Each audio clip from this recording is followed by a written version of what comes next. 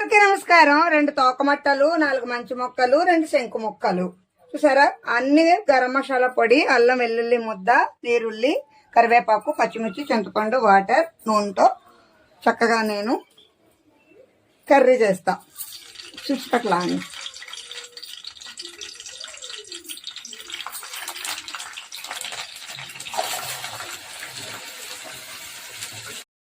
Garam masala powder, ఎండుమిర్చి, ధనియా, యాలక్క, లవంగ,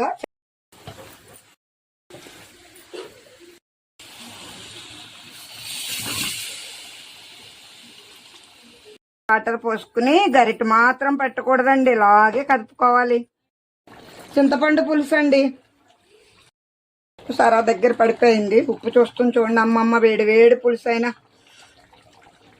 అబ్బా సూపర్ అండి. రుచికరమైన చేపల పులుసు రెడీ. ఈ రోజు కంటే రేపు చాలా బాగుంటది. ఉంటాను. Bye bye.